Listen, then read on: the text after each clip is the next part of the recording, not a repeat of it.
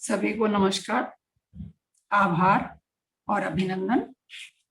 मैं डॉक्टर बलवीर कौर पंचकूला से Eckhart Tolle की बुक शक्तिमान वर्तमान ये द पावर ऑफ नाउ के 7वें chapter portals into the unmanifested अदृश्य में जाने के द्वार अध्याय लेके आपके सामने प्रस्तुत हूं। अव्यक्त में प्रवेश होने के कौन कौन से द्वार हैं?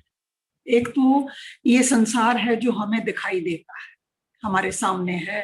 पेड़ हैं, पशु हैं, पौधे हैं, पहाड़ हैं, पर्वत हैं, नदियां हैं, मनुष्य हैं, जंगल हैं, गैलेक्सीज हैं, तारे हैं, सितारे हैं, चांद है, सूरज है। एक तो ये जगत है जो हमें दिखाई देता है, एक जगत वो है जो हमें दिखाई नहीं देता, यानी मैनिफेस्टेड और अनमैनिफेस्टेड। आज हम जो लेकर आए हैं वो है अनमैनिफेस्टेड जगत में किस रास्ते से जाया जा सकता है, कौन से द्वार से जाया जा सकता है। वो इस चैप्टर का नाम है पोर्टल्स इनटू द अनमैनिफेस्टेड, अव्यक्त में प्रवेश करने के द्वार। लेखक से पाठक ने एक प्रश्न पूछा है कि मैं एनर्जी महसूस करता हूं, खासकर अपने हाथों में और पैरों में, लेकिन मैं इससे आगे और गहरे में नहीं उतर पाता, तो मुझे आप रास्ता बताइए कि मैं क्या करूं। तो लेखक एकार्ट टोल कहते हैं कि इसका जवाब हम ध्यान करके प्राप्त कर सकते हैं।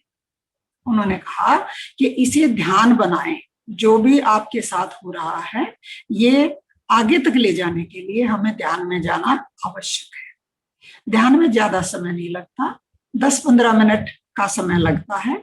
और जब आप ध्यान में बैठते हैं तो इस बात को सुनिश्चित कर लें कि आपका आसन सुखदायी हो, आपके शरीर को कोई भी ऐसा तनाव, कठिनाई या असहजता ना हो कि जब आप थोड़ी देर तक बैठो तो आपको हिलना डुलना पड़े। दूसरा, आपका स्थान ऐसा होना चाहिए कि उस स्थान में डिस्ट्रैक्शन ना हो, कोई मोबाइल या टेलीफोन ना आए, या कोई व्यक्ति आपको पुकार के या आपसे बात करके व्यवधान ना डाले। हो सके तो कुर्सी पर बैठे, क्योंकि इसमें मेरुदंड का या रीढ़ की हड्डी का सीधा होना आवश्यक है। पीछे झुके भी नहीं, मेरुदंड को बिल्कुल सीधा रखें।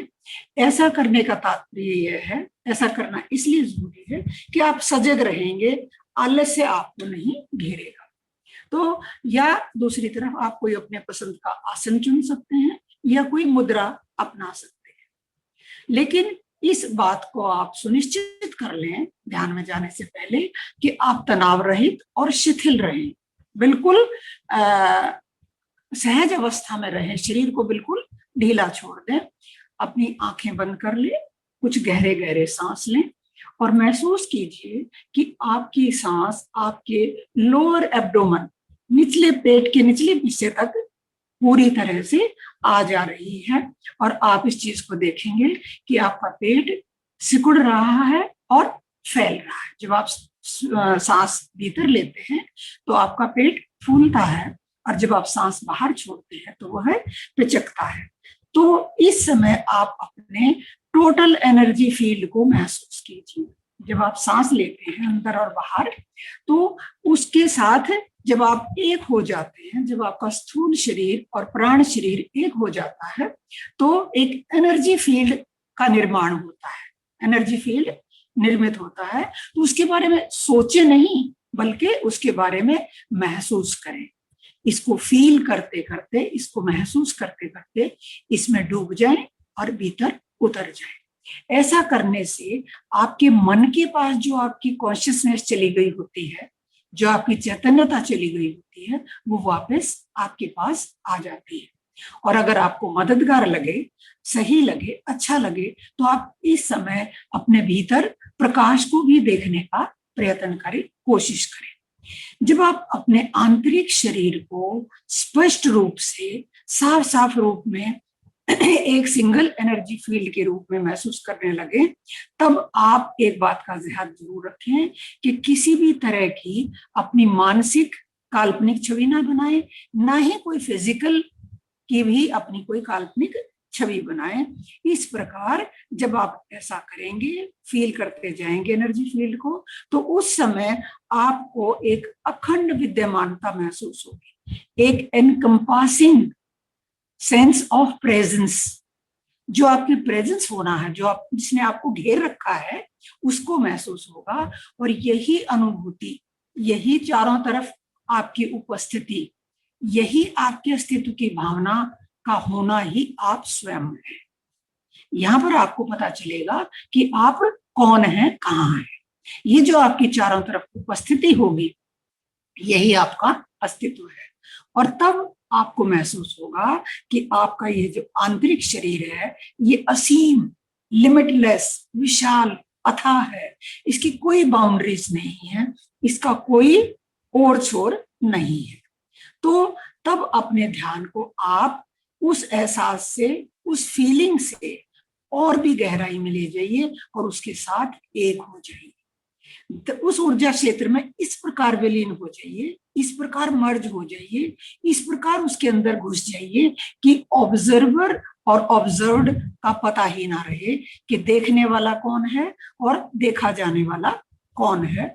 तो आप इस प्रकार अपने शरीर को अवलोकित करेंगे तो उस समय ना शरीर दिखाई देगा, ना ही आप जहां हैं वो चीज दिखाई देगी। द्वैतता, डुअलिटी खत्म हो जाएगी और अद्वैत की स्थिति हो जाएगी। ऐसी अवस्था में आंतरिक शरीर और भीतरी शरीर का भेद मिट जाता है। आंतरिक शरीर भी नहीं रहता, भीतरी शरीर भी नहीं रहता। तो आप गहरे उतरकर अपने शरीर के पार चले गए होते हैं। जब ऐसी अवस्था आती है तो ये बहुत ही आनंददायी स्थिति होती है। आप जब तक कंफर्टेबल हो इस स्थिति में रहें और इस शुद्ध चेतना अवस्था को, इसमें जिए रहें, इसको जाने और इसका आनंद लें। और फिर धीरे धीरे आप शरीर के प्रति, सांसों के प्रति और अपनी ज्ञानेंद्रियों के प्रति, शारीरिक इंद्रियों के प्रति सजग होते जाइए और वापस अपनी स्थिति में लौट जाइए। तो ये जो आपने प्रश्न किया था कि मेरे हाथों और टांगों में मुझे ऊर्जा महसूस होती है, जब आप ध्यान में जाएंगे तो ये ऊर्जा क्या है और कैसे आपको महसूस होती है, इसका आपको थोड़ा थोड़ा आभास होना शुरू हो जाएगा। तो आप इसके बाद भी ध्यान मग्न होकर उस भाव को अपने चारों तरफ बनाए रखिए। यानी मानसिक रूप से किसी चीज को कोई नाम ना दें, ना ही उससे कोई पहचान बनाए, बल्कि आंतरिक शरीर को ही महसूस करते रहे। उस निराकार स्टेट में पहुंचना जिसका अभी मैंने जिक्र किया और आपने उसका अनुभव किया, उसके संपर्क में आना, उसमें पहुंचना, यही वास्तव में मुक्त होना है। यह हमें रूप और आकार से मुक्त करता है, रूप और आकार से हमारी पहचान को खत्म करता है। तो यही वो जीवन है जो कि संपूर्ण रूप से अखंड है। It is life in its undifferentiated state. ऐसी स्थिति, ऐसी स्टेट जहां पर कोई खंडता नहीं है, अखंडता है, सब कुछ एक है। और किससे पहले है, जबकि हम बहुत छोटे छोटे टुकड़ों में, मल्टीप्लिसिटी चीजों में बंटे हुए हैं। तो अगर हम आज संसार में अपने आप को देखते हैं तो हमारा विभाजन कितनी चीजों में हुआ है। शरीर है, मन है, विचार है, इमेजेस हैं, थॉट्स हैं, तो कितनी चीजों में हम बटे हुए हैं। लेकिन जब इस स्थिति में एनर्जी फील्ड को जब हम महसूस करते हैं तो वहां पता लगता है कि यही हमारा वास्तविक जीवन है, अनडिफरेंशिएटेड स्टेट, जहां पर कि हम अखंड हैं। तो हम इसे अनमैनिफेस्टेड भी कह सकते हैं। अनमैनिफेस्टेड क्या है? अव्यक्त। अव्यक्त क्या है? जो दिखाई नहीं देता।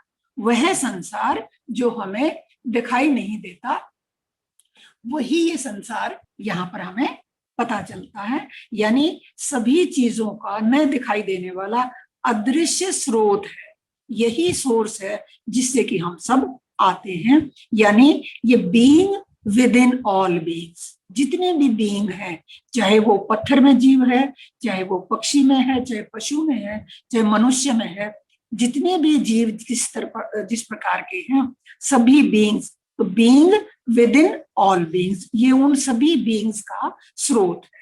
यह बहुत गहन होता है, स्टिलनेस होती है, इसमें नीरवता होती है, शांति होती है। और ये ऐसा साम्राज्य है जहां इंटेंस अलाइवनेस है, जहां पर कि गहन अत्यंत जीवंतता है। जीवन ऐसा है जो कि आप हर उससे लबरेज रहते हैं, उस फीलिंग से जहां की आपको खुशी आनंद का अतिरेक होता है। तो ये स्थिति कब आती है?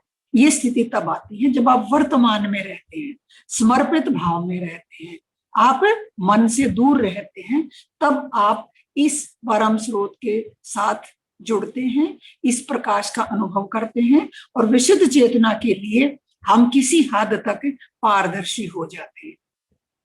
वर्तमान में रहते हुए, समर्पित रहते हुए, मन से दूर रहते हुए हम ऐसे एक आर पार ट्रांसपेरेंट शीशे की तरह हो जाते हैं जहां पर की ये स्थिति हमें महसूस होती है। तो इस प्रकार जो देखने वाला इस समय जो हमें प्रकाश का अनुभव होता है, वो भी हम अलग नहीं है, वो भी हम स्वयं ही हमारा होना है, जिसने कि हमारे सार रूप को, हमारे एसेंस को बनाया है, यानी कि हमारी रचना की है।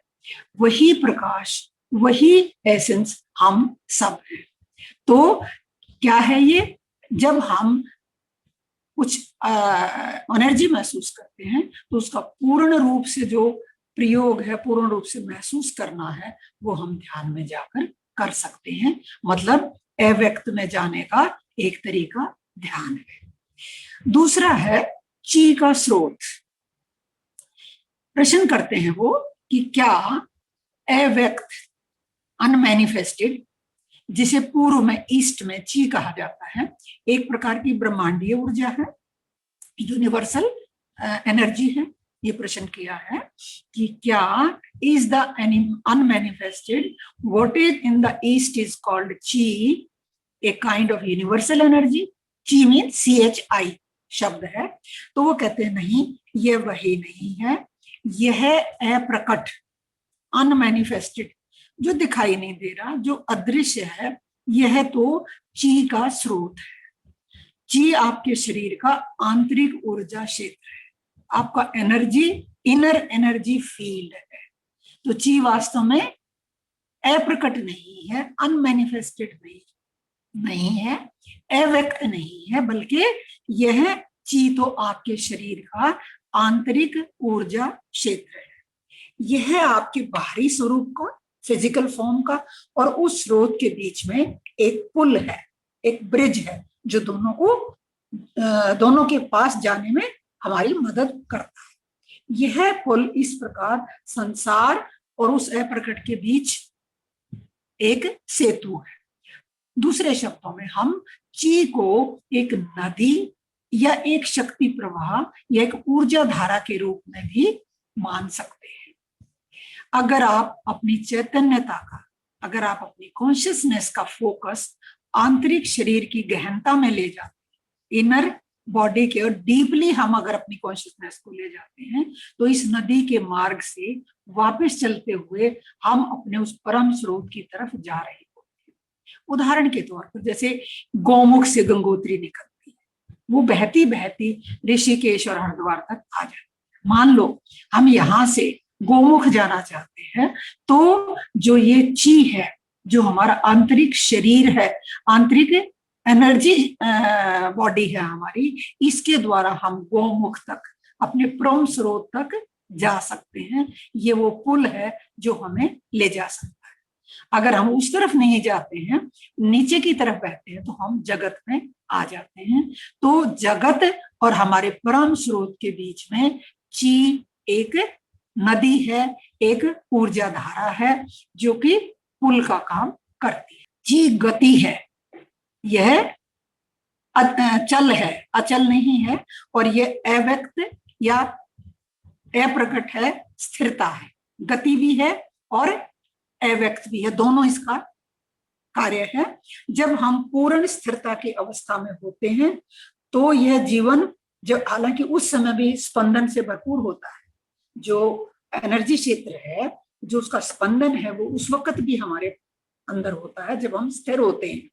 और बल्कि जब हम स्थिर होते हैं और बिल्कुल सहज हो जाते हैं, तो इस स्पंदन का महसूस होना ज्यादा होता है। तो ची गति भी है और स्थिरता दोनों का मिश्रण है।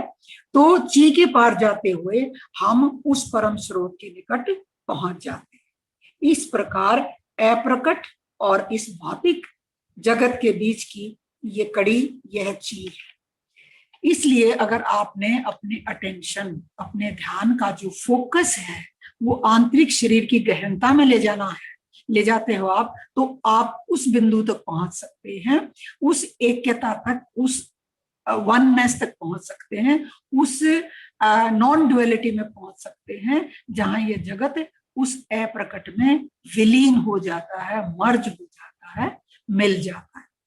और वह अप्रकट ही, वह अदृश्य ही, वह अनमैनिफेस्टेड ही ची के शक्ति प्रवाह का रूप ले लेता है। ची का जो धारा है, जो ऊर्जा प्रवाह बह रही है, उसी का रूप ये अप्रकट ले लेता है और फिर जगत बन जाता है। अप्रकट जब जगत बनता है तो वह इस ची का सहारा लेकर, इस इनर बॉडी एनर्जी फील्ड का सहारा लेकर ये जगत बन जाता है। यानी यह जन्म और मृत्यु का मिलन स्थल है। जब आपकी चेतना बाहिर्मुखी हो जाती, जब आपकी कॉन्शियसनेस बाहर की तरफ चलती है, तब मन और जगत उत्पन्न होने लगता है और हमें दिखाई देने लगता है। और जब आपकी चेतना अंतर्मुखी हो जाती है तो वह अपने मूल स्रोत की तरफ जाती है और उसको जानना शुरू कर देती है। यानी वह अपने घर को, अप्रकट को, अव्यक्त को, अदृश्य को, अनमैनिफेस्टेड को लौट जाती है। फिर जब कभी आपकी चेतना इस प्रकट जगत में पुनः वापस आती है, जो ये हमारा जगत है, संसार है, जब चेतना इसमें दोबारा लौटती है, तब आप फिर रूपाकार वाली अपनी एक पहचान बना लेते हैं, एक दूसरा व्यक्तित्व आपका पुनः धारण कर लेते हैं, नया व्यक्तित्व आपको मिल जाता है। लेकिन आप अपने अस्थायी रूप से, जिसको आपने छोड़ दिया था, वह आपसे अलग नहीं है। थोड़ी देर के लिए आप अलग हो गए थे, उस वक्त आपका एक नाम होता है, एक जीवन परिस्थिति होती है, एक अतीत होता है, भविष्य होता है, लेकिन मूल रूप से आप वही व्यक्ति नहीं होते जो कि आप पहले थे। तो आपको अपने भीतर एक वास्तविकता की झलक दिखाई देती है, जो कि इस जगत की नहीं होती, इस संसार की नहीं होती। जब आप अपने भीतरी एनर्जी फील्ड के साथ मिलकर एक हो जाती हो और उसके बाद आप दोबारा जगत में बाहर आती हो, तो आपको जो वो झलक मिलती है वो आपको इस जगत में नहीं मिलती। और उससे, लेकिन हम ये नहीं कह सकते ये जगत और वो अप्रकट जगत अलग अलग है। ना ही हम अलग हैं, ना ही वो जगत अलग है, ना ही हम स्वयं अलग है, बल्कि हम उसका एक अभिन्न भाग हैं। स्थितियां चेंज हो जाती हैं। तो अगर आपका आध्यात्मिक अभ्यास, प्रैक्टिस ऐसी हो जबकि आप अपना जीवन व्यतीत करें, तो अपने मन और बाहरी जगत को अपना पूरा ध्यान, अपना पूरा अवधान ना दें। 100% आप बाहरी जगत को ना दें, बल्कि थोड़ा बहुत अपने भीतर भी रखें। दिन प्रतिदिन जो भी आप अपने कार्य करते हैं, उसमें अपने आंतरिक शरीर को भी आप महसूस करते रहिए। खास तौर पर ये 2 अवस्थाओं में आपको बहुत फायदेमंद रहता है, बहुत आपकी मदद करता है। पहला है जब आप किसी से संबंध रख रहे हैं, किसी से बातचीत कर रहे हैं, किसी से रिलेशनशिप में है, तो उस समय आपको अपने आप को भीतर जोड़ना, अपने इनर बॉडी के साथ जोड़ना, इनर एनर्जी फील्ड के साथ जोड़ना आपको बहुत मददगार साबित होता है। दूसरा, आप अगर प्रकृति की गोद में जाते हो, अगर आप भीतर से जुड़े हुए हो, तो प्रकृति की गोद में जाते ही आप अपने परम स्रोत के बहुत निकट पहुंच जाते हो, बहुत आपको इसकी मदद मिलती है। यानी इस नीरवता को, इस स्टिलनेस को, इस गहराई को, इस शांति को भीतर हमेशा महसूस करते रहिए, हमेशा द्वार को खुला रखिए और उस अप्रकट के प्रति, उस न दिखाई देने वाली चीज के प्रति जीवन भर चैतन्य रहना, कॉन्शियस रहना, जानकार रहना संभव हो सके। तो जो कुछ भी बाहर घट रहा हो और जो भी आपके साथ चल रहा हो, पृष्ठभूमि में, बैकग्राउंड में आपको अपना जुड़ाव उसके साथ हमेशा महसूस करते रहना चाहिए। और उस अनुभूति के साथ जब आप महसूस करते रहेंगे, जो कि आपका साथ कभी भी छोड़कर नहीं जाती, तो आप एक अपने जो आपने लक्ष्य निर्धारित किया है, एक मंजिल तय निर्धारित की है, उसकी तरफ आपकी गति ज्यादा बढ़ती जाएगी। तब आप प्रगट और अप्रगट के बीच, ईश्वर और जगत के बीच एक पुल बन जाते हैं। आप स्वयं ही एक पुल बन जाते हैं, और उस स्रोत से यह जुड़ जाने की यही वह अवस्था है जिसे हम आत्मज्ञान कहते हैं, जिसे हम एनलाइटनमेंट कहते हैं। उस स्रोत से जुड़ जाने की, यानी परम स्रोत से, इस इनर बॉडी फील्ड के द्वारा जब हम परम स्रोत से हर वक्त जुड़े रहेंगे, तो इसी को आत्मज्ञान कहते हैं, इसी को एनलाइटनमेंट कहते हैं। लेकिन यहाँ पर कई बार ऐसा आभास होता है कि अप्रकट और प्रकट अलग है। आप ऐसी धारणा मत बनाइए, क्योंकि अप्रकट और प्रकट, ये संसार और ना दिखाई देने वाला संसार, सब कुछ एक है। ऐसा कैसे हो सकता है कि जो रूप और आकार के अंदर जीवन तो है, लेकिन क्या वो जीवन उस जीवन से अलग है जिसके क्या हम, जो कि हमारा स्रोत है? नहीं, हम being with in all beings जो है वो इसी को कहते हैं। तो हर रूप और आकार के अंदर जीवन में, हर अस्तित्व के रूप में तत्व तो वही है, और वही इसी जगत में व्याप्त है। तो इस प्रकार जो ची है, ची क्या है? ये दूसरा द्वार है अप्रकट में प्रवेश होने का, जो कि हमारा इनर एनर्जी फील्ड है। जब हम ध्यान में जाते हैं तो हमें इसका अनुभव होता है। तीसरा द्वार है हमारा ड्रीमलेस स्लीप। जब हम निद्रा में होते हैं और हमारे सोपन नहीं होते, वह भी एक द्वार है।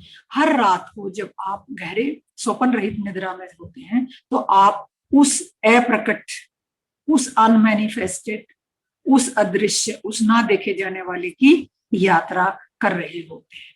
उस स्रोत में आप मर्ज हो रहे होते हैं, मिल रहे होते हैं, और आप उससे वाइटल एनर्जी प्राप्त कर रहे हैं, जीवनी शक्ति प्राप्त कर रहे होते हैं। वह जीवनी शक्ति जो आपको तब भी जीवन करती है जबकि आप नाना रूप में, अलग अलग रूपों में आप जगत में वापस आ जाते हैं।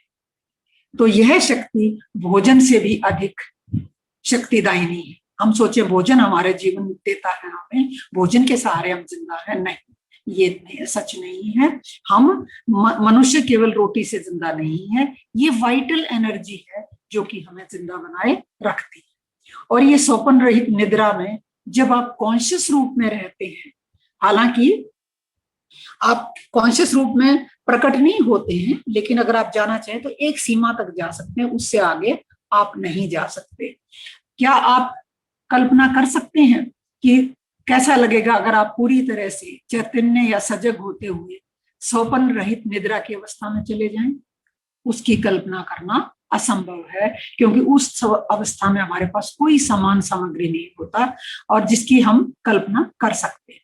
इसलिए अप्रकट आपको तब तक लिबरेट नहीं करता, अनमैनिफेस्टेड आपको तब तक लिबरेट नहीं करता, मुक्त नहीं करता, जब तक कि आप कॉन्शियस होकर उसमें प्रवेश नहीं कर पाते। जो अव्यक्त है, अनमैनिफेस्टेड है, उसको आप तभी महसूस कर सकते हैं, तभी उसमें प्रवेश कर सकते हैं जब आप कॉन्शियस होकर उसमें जा सकते हैं। ड्रीमलेस स्लीप में आप कॉन्शियस होकर एक सीमा तक जा सकते हैं, उससे आगे आप नहीं जा सकते।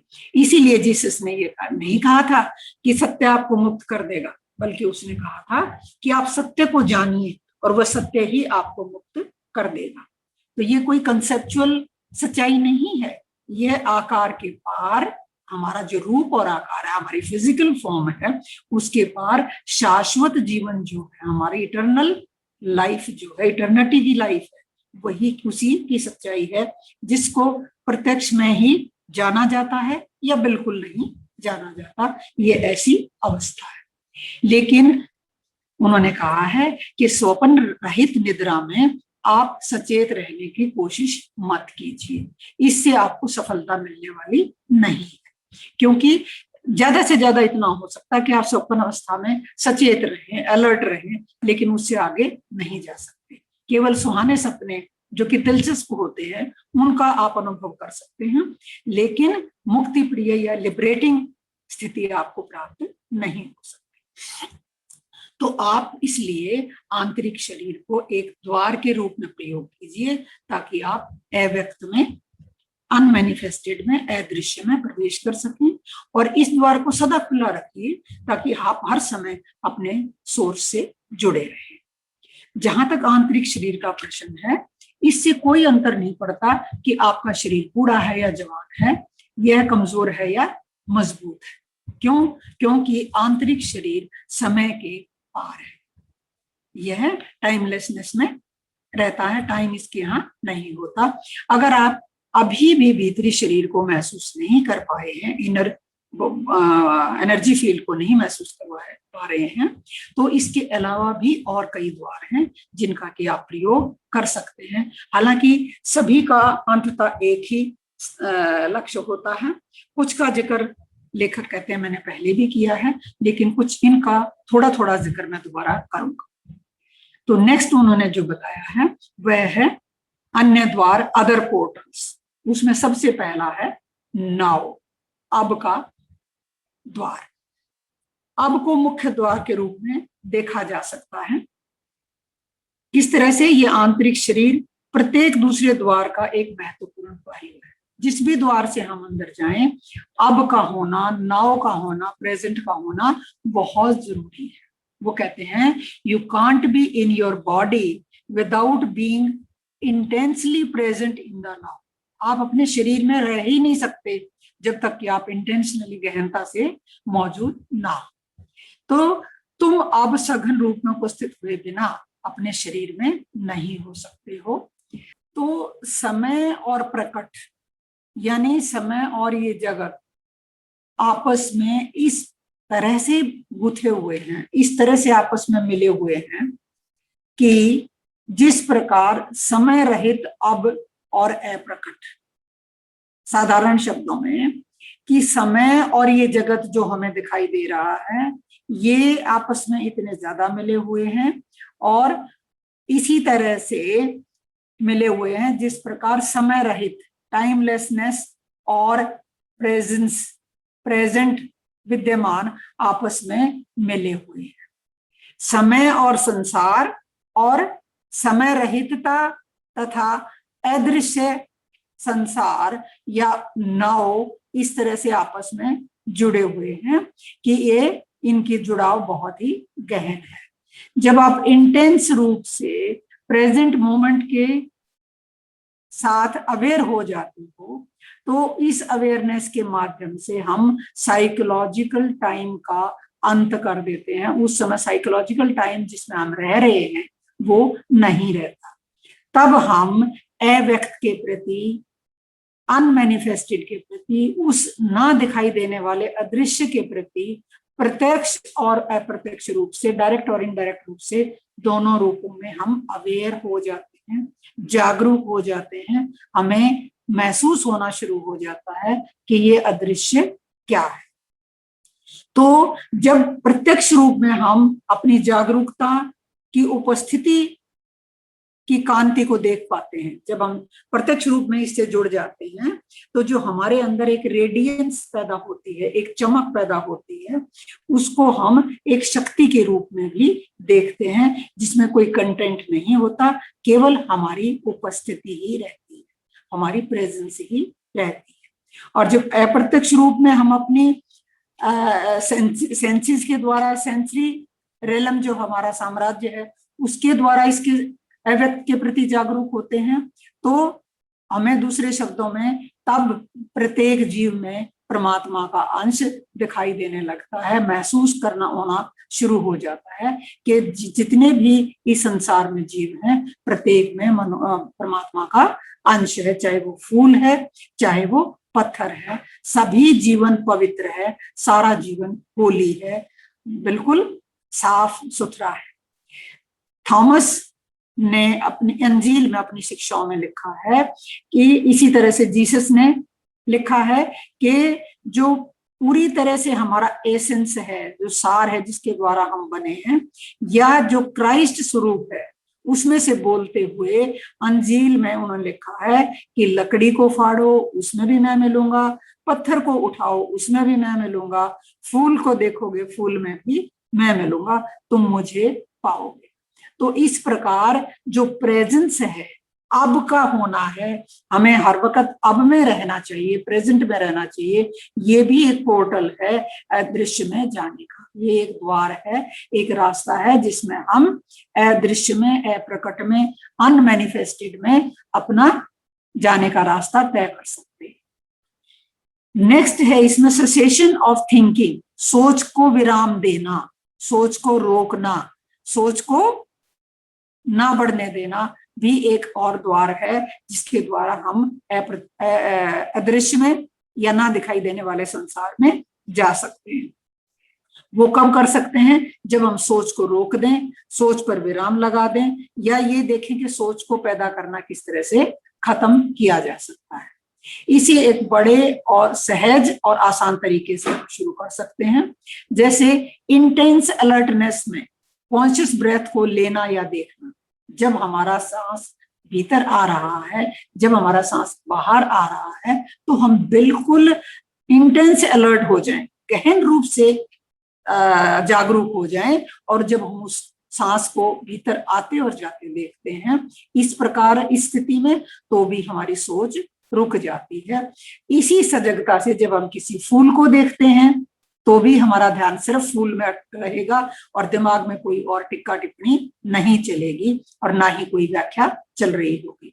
यानी लगातार चलने वाले विचार प्रवाह में गैप डालने के, अंतराल डालने के बहुत सारे तरीके हैं, और यही तरीकों में से एक जो सबसे इंपॉर्टेंट है, सबसे इफेक्टिव है, वह है ध्यान। इसी चीज को हम ध्यान कहते हैं। जब हमारी सोच रुक जाती है, तो विचार तो प्रकट प्रदेश का हिस्सा होता है। इस जगत का, इस संसार का जहां पर विचार चलते हैं, उस संसार में विचार अगर होते हैं तो वहां पर हमारा प्रवेश होना असंभव हो जाता है। तो लगातार चलने वाले मन की गतिविधियों को, विचारों को, विचार जो हैं ये हमें आकार की दुनिया में बंदी बना के रखते हैं, हमें इम्प्रिजन करके रखते हैं। इसमें कौन सी दुनिया में? बाहरी दुनिया में। और एक ऐसा नॉन ट्रांसपेरेंट मैला पर्दा बन जाते हैं ये विचार, जो कि एक प्रकट के प्रति, अनमैनिफेस्टेड के प्रति, निराकार के प्रति और समय रहित उस ईश तत्व के, परमात्म तत्व के प्रति, जो तुम में भी है, प्रत्येक वस्तु में है, प्रत्येक जीव में मौजूद है, विद्यमान है, के प्रति हमें होश पूर्ण होने से रोकता है। ये जो विचारों का पर्दा है, ये हमें निराकार में, अदृश्य में और उस इस तत्व में प्रवेश करने से रोकता है, जो हमारे सबके अंदर है, मेरे अंदर है, तुम्हारे अंदर है, प्रत्येक जीव के अंदर है। तो वो कहते हैं, जब तुम सजग रूप से, इंटेंस रूप से, गहन रूप से प्रेजेंट होते हो, विद्यमान प्रेजेंट में रहते हो, तो तुम्हें सोच को रोकने के प्रति कंसर्न रखने की कोई आवश्यकता नहीं रहती। उस समय मन ऑटोमेटिकली थम जाता है, मन नहीं चलता, विचार नहीं चलता। लेखक इसलिए कहते हैं कि मैंने कहा कि जो अब है, जो नाउ है, ये प्रत्येक द्वार का एक महत्वपूर्ण हिस्सा है। नाव में रहेंगे तो हमें जितने भी द्वार हैं, उनके द्वारा हम अदृश्य में प्रवेश करने में हमें सहजता होगी, सुगमता होगी, और हम आसानी से प्रवेश कर पाएंगे। तीसरा जो द्वार उन्होंने बताया है इसी के अंदर अन्य पोर्टल्स में, वो है सरेंडर, समर्पण। समर्पण क्या होता है? यानी जो है के प्रति, जो आपके पास आज है, जो हमारे सामने है, जो हमारे जीवन में है, जो हमारे साथ हो रहा है, वो जो है उसके प्रति मानसिक और भावनात्मक प्रतिरोध को खत्म कर देना ही क्या है? समर्पण है।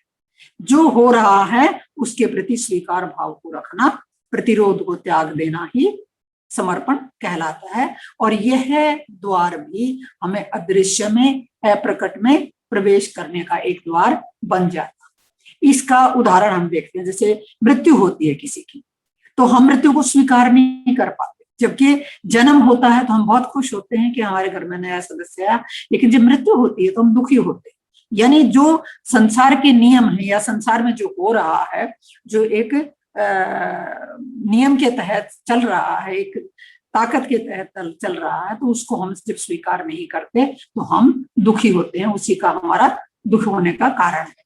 तो जो है के प्रति आंतरिक प्रतिरोध है हमारा, वह आपको दूसरे लोगों से, आपको अपने से और चारों तरफ के संसार से काट देता है, अलग कर देता है। इसका ये निशानी है कि जब आप प्रतिरोध करते हो तो ये ना केवल आपके आसपास से, संसार से, बल्कि आपको अपने से भी काट देता है। यह अलगाव की उस भावनाओं को मजबूत करता है, जिससे कि अहंकार को, अहम को बढ़ावा मिलता है, और अहंकार इसी भावना पर निर्भर करता है कि जो है उसके प्रति हम प्रतिरोध करते हैं, तो हमारा अहंकार बढ़ता है कि हम कुछ हैं, हम किसी को भी किसी तरह से भी ट्रीट कर सकते हैं। तो वो लेखक बताते हैं कि अलगाव की ये भावना, ये कटने की जो भावना है या प्रतिरोध की भावना से जो हम कट जाते हैं, जितनी अधिक प्रबल होगी उतना ही हम इस जगत के साथ, नाना रूपों वाले इस जगत के साथ बंधे रहेंगे, हम इसके कैदी रहेंगे। और रूप और आकार वाले जगत के साथ जितना भी हम अधिक जुड़े रहेंगे, उसकी रूप आकार वाली पहचान, वो विशिष्टता उतनी ही अधिक होती जाएगी, मजबूत होती जाएगी। अभेद्य, जिसके अंदर हम प्रवेश नहीं कर पाएंगे, भेद नहीं कर पाएंगे उसमें, तो आपके लिए ये सब द्वार बंद हो जाते हैं, और इसलिए आप अपने आंतरिक आयाम से, भीतरी जीवन से, भीतरी डायमेंशन से, गहराई के आयाम से कटे रहते हैं। अगर हमें भीतर जुड़ना है तो हमें जो है उसके प्रति स्वीकार भाव का रखना बहुत आवश्यक है। लेकिन समर्पण की स्थिति में हमारी जो रूप और आकार की पहचान है थोड़ी सी नरम पड़ जाती है, और कुछ हद तक वो वैसी ही ट्रांसपेरेंट या पारदर्शी हो जाती है जैसे पहले थी। इसलिए अप्रकट आपके अंदर से स्वयं ही जगमगाने लगता है, स्वयं ही प्रकट होना शुरू हो जाता है। तो समर्पण की स्थिति बहुत ही इंपॉर्टेंट स्थिति है, जिसको कि जो हमें अदृश्य में, अपने अप्रकट में, अनमैनिफेस्टेड में जाने के लिए एक रास्ता खोलती है। लेकिन ये आपके ऊपर निर्भर करता है कि आप ऐसा कौन सा द्वार खोलते हैं जो आपकी चेतना को अप्रकट तक पहुंचा दे, आपके परम स्रोत तक पहुंचा दे। इसके लिए उन्होंने, लेखक बहुत इंपॉर्टेंट हमें टिप्स देते हैं। वो कहते हैं आप अपने आंतरिक शरीर के ऊर्जा क्षेत्र के संपर्क में रहिए, अपने इनर एनर्जी बॉडी फील्ड के संपर्क में रहिए, और सघन रूप से उपस्थित रहिए, इंटेंस रूप से प्रेजेंट रहिए, हर समय नाव में रहिए, अब में रहिए, और मन के साथ तादात्म्य या पहचान को खत्म करिए, और जो है के प्रति समर्पित हो जाइए। तो ये 4 उन्होंने टिप्स हमें दिए हैं, जो कि ये सभी वे द्वार हैं जो हम प्रयोग कर सकते हैं, जिनके द्वारा, जिनकी नाव पर हम सवार होकर अप्रकट में प्रवेश कर सकते हैं। लेकिन हमें इनमें से किसी एक को ही इसका प्रयोग करना है, सबको हम एक साथ प्रयोग नहीं कर सकते। नेक्स्ट है, एक प्रश्न पूछते हैं लेखक, पाठक, कि निश्चित रूप से प्रेम भी तो इन द्वारों में से एक द्वार होना चाहिए। Surely love must also be one of those portals. तो लेखक बताते हैं कि नहीं, प्रेम द्वार नहीं है। इन द्वारों में से, जो पहले हमने जिनकी चर्चा की है, इनमें से जब भी कोई एक द्वार खुलता है तो हमें एकत्व के अनुभव बोध के रूप में वहां प्रेम मौजूद दिखाई देता है। यानी जो वननेस की फीलिंग है उसको रियलाइज करते हुए वहां पर प्रेम हमें मौजूद मिलता है। तो वो कहते हैं प्रेम कोई द्वार नहीं है, बल्कि यह वह है जो द्वार में से होता हुआ इस संसार में आता है। ये स्वयं में द्वार नहीं है, बल्कि प्रेम एक ऐसी चीज है जो द्वार में से होता हुआ इस संसार में आता है। जब तक आप अपनी आकार से पहचान की चाल में फंसे रहते हो, कोई प्रेम नहीं हो सकता। फिजिकल फॉर्म में, रूप और आकार से जब तक आपकी पहचान बनी रहती है, आप प्रेम कर ही नहीं सकते। आपका कार्य प्रेम खोजना नहीं है, लेखक कहते हैं। इसलिए आप प्रेम को ना खोजें, बल्कि एक द्वार ढूंढे जिससे प्रेम भीतर प्रवेश कर सके। तो इन्होंने यहाँ पर द्वार को महत्व दिया है, प्रेम उसका एक सेकेंडरी सब्सिडियरी पॉइंट्स उन्होंने बताया है। नेक्स्ट है, नेक्स्ट द्वार जो है लेखक इसमें बताते हैं, अदृश्य में, अप्रकट में, अनमैनिफेस्टेड में एंटर करने के लिए, प्रवेश पाने के लिए, वो है साइलेंस, मौन। वो कहते हैं, are there any other portals apart from those you just mention. लेखक से पूछते हैं पाठक कि क्या जो आपने अब तक इतने द्वार बताए हैं उनके अलावा कोई और भी है? तो उन्होंने कहा हाँ, और भी है। अप्रकट प्रकट से पृथक कभी भी नहीं रहता। उसको जानने से पहले हमें ये बात जान लेनी आवश्यक है कि जो मैनिफेस्टेड है और अनमैनिफेस्टेड है, ये दो चीजें अलग अलग नहीं, ये आपस में जुड़ी हुई हैं और ये सारे संसार में मौजूद है। लेकिन इस तरह से छिपा रहता है ये एक दूसरे से, हर कोई उसे देखने में और उसी पूरी तरह से पाने में चूक जाता है। ये दोनों आपस में एक दूसरे से इस तरह से छिपे हुए हैं, इस तरह से एक दूसरे में समाये हुए भी हैं, एक दूसरे से छिपे हुए भी हैं, तो कि प्रत्येक आदमी इनमें प्रवेश करने से चूक जाता है। अगर तुम्हें उसे देखने की कला आ जाए, तुम्हें आर्ट आ जाए, तो आप उसे हर जगह ढूंढ लेंगे। यानी अगर आप जान जाएं कि उसे कैसे पाएं और कैसे देखा जाए उसको, तो आप उसे हर पल देख सकते हैं, हर पल उसमें मिल सकते हैं उसमें। तो अगर आपका उस कला को जानने का ऐसा एटीट्यूड हो जाता है, तो तब हर पल आपके लिए एक नया द्वार खुल रहा होता है। आपने देखा है कि कई बार कुत्ता भौंकने की आवाज आती है, कार के गुजरने की आवाज आती है, तो आप उसको ध्यान से सुनिए। तुम उसमें अप्रकट की और अव्यक्त की मौजूदगी महसूस करते हो? तुम नहीं कर पाओगे। क्यों? क्योंकि तुम उस चीज पर ध्यान नहीं दे रहे हो जहां पर कि ये मौन घटता है। उस निशब्दता पर, उस मौन पर ध्यान दीजिए जिसमें से होते हुए आवाजें आती हैं। जैसे कि जब हम कोई पेज पढ़ते हैं तो शब्दों पर ध्यान देने के साथ साथ हमें उन गैप्स पर, उन खाली स्थानों पर भी ध्यान देना चाहिए जहां पर कि उनकी मौजूदगी छिपी हुई है। तो वो कहते हैं हमें उस निशब्दता पर, उस मौन पर भी ध्यान देना चाहिए जहां से आवाजें आती हैं और उसी में वापस विलीन हो जाती हैं, उसी में मर्ज हो जाती हैं, वहीं चली जाती हैं। तो आवाजों की बजाय निशब्दता, मौन, नीरवता पर अधिक ध्यान देना होगा।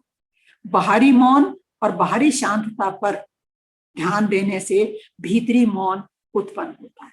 जब हम बाहर शांत होते हैं, बाहर मौन में रहना सीख जाते हैं, तब हम भीतरी मौन हमारे अंदर पैदा होता है और हम शांत होते जाते हैं। इसका अर्थ है कि एक द्वार खुलना शुरू हो गया है।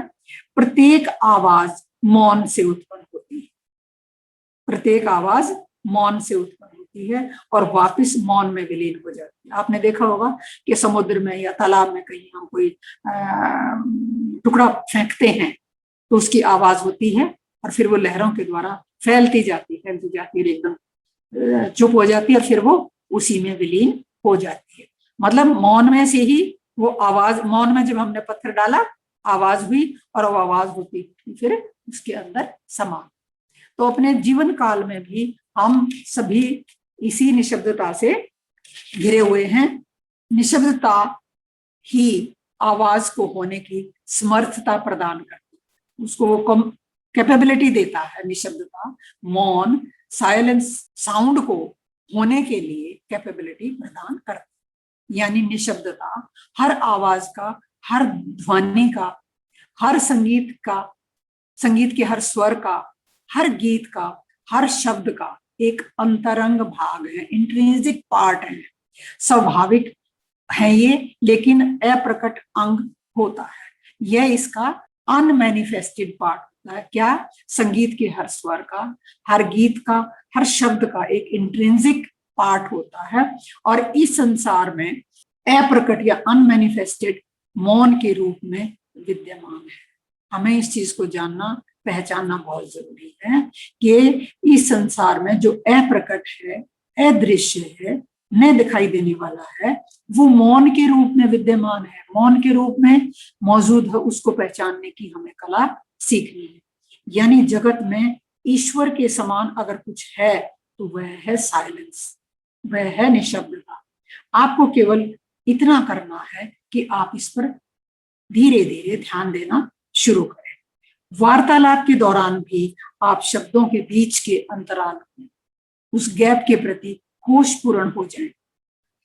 वाक्यों के बीच आने वाले छोटे छोटे अंतरालों के प्रति सजग हो जाए, तो आप अंदाजा लगा पाएंगे कि जो अब शब्द निकलेगा वो कौन सा शब्द होगा, उसकी क्या रहस्य होगा, उसका किस में से आएगा। तो जैसे ही आप ये करते हैं, आपके भीतर स्टिलनेस, नीरवता, शांतता, शांति का विकास होना शुरू हो जाता है और आप अपने भीतर शांत हुए बगैर मौन पर ध्यान नहीं दे सकते हो। आप तभी ध्यान दे सकते हो जब आप भीतर मौन हो जाते हो, यानी बाहर मौन और भीतर ठहराव, बाहर मौन और भीतर ठहराव। जब ऐसा हो जाता है तो तुम अप्रकट में, अव्यक्त में, अनमैनिफेस्टेड में प्रवेश कर जाते हो, प्रवेश करने के लिए कदम बढ़ा देते। नेक्स्ट पोर्टल एकार्ट टोल जो बताया है अनमैनिफेस्टेड में जाने का, वो है स्पेस, रिक्त स्थान, आकाश, शून्य। वो भी एक ऐसा पोर्टल है, एक दरवाजा है, एक रास्ता है, एक द्वार है जिसके द्वारा हम अनमैनिफेस्टेड में जा सकते हैं। जैसे कोई आवाज निशब्दता के बिना नहीं हो सकती, यानी जैसे कि किसी भी शब्द, किसी भी ध्वनि का होना निशब्दता के बिना पॉसिबल नहीं है, उसी प्रकार किसी भी चीज का अस्तित्व, जो हमारा होना है, वो शून्य के बिना नहीं हो सकता, आकाश के बिना नहीं हो सकता, खाली स्थान के बिना, रिक्त स्थान के बिना नहीं हो सकता, क्योंकि यही शून्यता, यही खाली स्थान, यही आकाश उसके होने को संभव करता है, उसके अस्तित्व को संभव बनाता है। यानी प्रत्येक भौतिक पिंड या शरीर शून्य से ही तो आता है। कहां से आता है हमारा शरीर? शून्य से आता है। यानी जो जगत दिखने वाला और अप्रकट ना दिखने वाला, दोनों आपस में बहुत गुथे हुए हैं। तो यह शून्यता से ही घिरा रहता है और अंततः शून्यता में ही लौट जाता है। जैसे हम जहां से आते हैं, हमारी आत्मा कहाँ से आती है? शून्य से आती है। जब मृत्यु हो जाती है तो शून्य में ही विलीन हो जाती है। इतना ही नहीं है, प्रत्येक भौतिक पिंड या शरीर के भीतर कुछ की अपेक्षा कुछ नहीं है, समथिंग की बजाय नथिंग है। आज अगर हम देखते हैं कि शरीर के अंदर समथिंग है या नथिंग है, नथिंग ज्यादा है, जो शून्य है वह ज्यादा है। भौतिक विज्ञानी हमें बताते हैं कि पदार्थ का ठोस लगना एक भ्रम है। हम समथिंग को महसूस करें कि बीच में तो ये चीज होगी, वो केवल एक भ्रम है। ठोस प्रतीत होने वाले पदार्थों में भी और आपके शरीर में भी लगभग, लेखक कहते हैं 100% शून्यता है, खालीपन है, रिक्त स्थान है। आप अपने आकार की तुलना में, आपका जो भी फिजिकल फॉर्म है उसका आकार है, और अणुओं के बीच भी रहने वाले फासले काफी ज्यादा है। मतलब न केवल शरीर में बल्कि जो अणुओं के बीच में फासले हैं वो भी काफी ज्यादा है। और तो और लेखक बताते हैं कि हर अणु के भीतर भी अधिकांशतः ज्यादा स्थान खाली ही होता है। हालांकि अणु कितने छोटे होते हैं, तोड़ तोड़ के बिल्कुल उसका छोटा रूप आ जाता है, लेकिन वहां पर भी उसके आकार की तुलना में अगर अध्ययन किया जाए तो पता चलता है कि वहां पर खाली स्थान ही ज्यादा है। जो है उसमें ठोस पदार्थ के कणों की तुलना में स्पंदन भी रहता है, वाइब्रेशनल फ्रीक्वेंसी ही अधिक है, बिल्कुल संगीत के स्वरों में। जैसे संगीत के स्वरों में वाइब्रेशंस की फ्रीक्वेंसी होती है, उसी प्रकार इसमें होती है। बौद्ध लोगों ने 2500 वर्ष पहले ही इसको जान लिया था, और बौद्ध लोगों के सर्वश्रेष्ठ ज्ञान, सर्वश्रेष्ठ ग्रंथों कहे जाने वाले हृदय सूत्र में भी कहा गया है कि आकार शून्य है और शून्य आकार है। उन्होंने भी अपने इस ग्रंथ में इस बात का मेंशन किया है कि आकार शून्य है और शून्य आकार। हर पदार्थ का, हर चीज का सारभूत क्या है? शून्य, आकाश और रिक्त या खाली स्थान। तो अप्रकट भी इस जगत में केवल निशब्दता की तरह विद्यमान नहीं है। अप्रकट भी यानी जो अनमैनिफेस्टेड है, इस मैनिफेस्टेड जगत में, इस दिखने वाले संसार में केवल निशब्दता की तरह विद्यमान नहीं है, बल्कि सारे ब्रह्मांड में वो आकाश के रूप में भी मौजूद है, केवल मौन के रूप में भी उपस्थित नहीं है बल्कि आकाश के रूप में भी अप्रकट जो संसार है वो यहाँ पर मौजूद है, भीतर भी और बाहर भी। इसको हम ऐसे ही चूक जाते हैं जैसे मौन को चूक जाते हैं। तो हर कोई आकाश में स्थित पदार्थों पर ध्यान देता है, लेकिन स्वयं आकाश पर, खाली स्थान पर, शून्य पर कौन ध्यान देता? नहीं देता। जो भी हमें आकाश में चीजें दिखाई देती हैं, चांद है, सितारे हैं, सूरज है, चांद है, उन पर हम ध्यान देते हैं, लेकिन जो उनके बीच में शून्य है या उससे पार भी शून्य है उस पर हम कभी ध्यान नहीं देते। तो शून्य भी एक इसका अप्रकट के अंदर प्रवेश करने का एक पोर्टल है। आज हम इसको यही विराम देते हैं। अगला भाग नेक्स्ट स्तर में हम करेंगे। धन्यवाद।